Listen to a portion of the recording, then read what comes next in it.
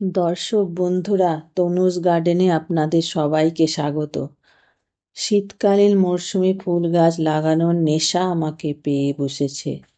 Nursery থেকে নানা ধরনের ফুল গাছের চারা নিয়ে এসে টবের মাটিতে প্রতিস্থাপন করেছি।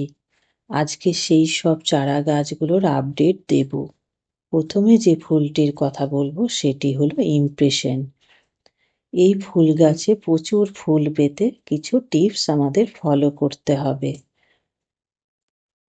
এই ফুলের জন্য ঝুরঝুরে মাটি দরকার।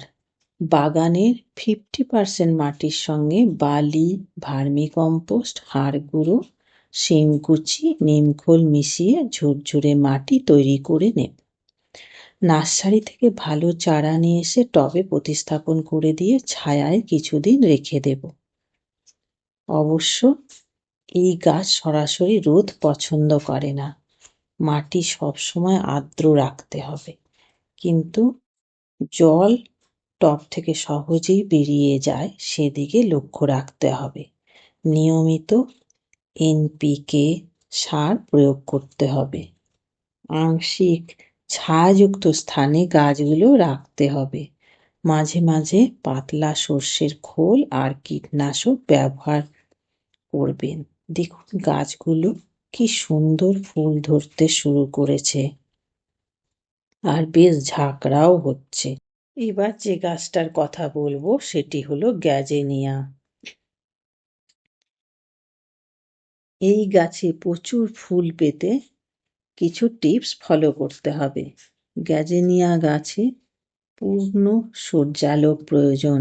দিনে অন্তত 6 থেকে 8 ঘন্টা সূর্যালোক পেলে ভালো হয়। ঝুরঝুরে মাটি হতে হবে, যাতে সহজেই টব থেকে জল নিষ্কাশিত হতে পারে। বেলে দোআঁশ মাটি এই গাছের জন্য উপযুক্ত। পরিমাণ মতো জল দেবেন। অতিরিক্ত জল হলে গাছের গোড়া পচে যেতে পারে। কম্পোস্ট সার ব্যবহার করলে ভালো ফুল হবে। এই গাছ সহজে পোকার আক্রমণ দেখা দেয়, তাই কীটনাশক ব্যবহার করা জরুরি। এই গাছের ফুল দেখতেও খুব সুন্দর হয় এবং নানা রঙের হয়। আপনারা লাগাবেন এবং তার সৌন্দর্য উপভোগ করবেন। এবার যে গাছটির কথা বলবো সেটি হলো ভারবেনা। ভারবেনা গাছে প্রচুর ফুল পেতে উর্বর ও ঝুরঝুরে মাটির প্রয়োজন। আমি আগে যেভাবে মাটি প্রস্তুত করেছি, ইমপ্রেশন, গ্যাজেনিয়া, সেভাবেই মাটি প্রস্তুত করে নেব। ভারবেনা গাছ সরাসরি সূর্যালোক পছন্দ করে। মাটির ওপরের অংশ শুকিয়ে গেলে অল্প জল দিতে হবে। অতিরিক্ত জল এই গাছের জন্য উপযুক্ত নয়।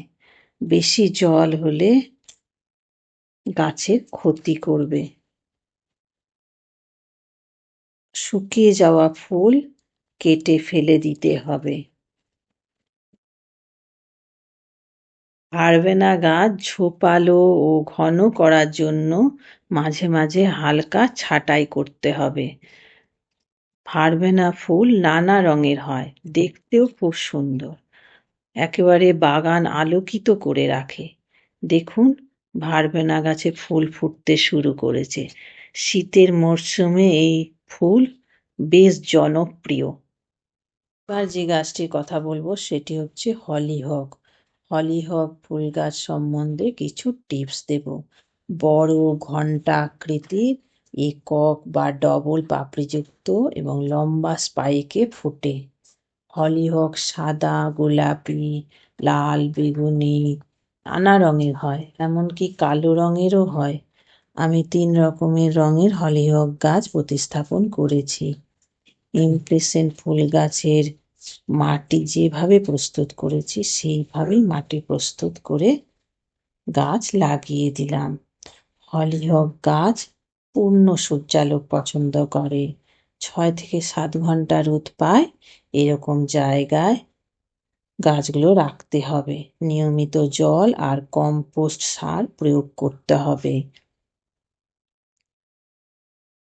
এই গাছে মাঝে মাঝে আপনারা ডিএপি দানাও প্রয়োগ করতে পারেন, তাহলে গাছগুলো বেশ সতেজ হয়ে উঠবে এবং তাড়াতাড়ি বৃদ্ধি পাবে। এই গাছ জল দেওয়ার সময় গাছের পাতায় জল না দেওয়াই ভালো।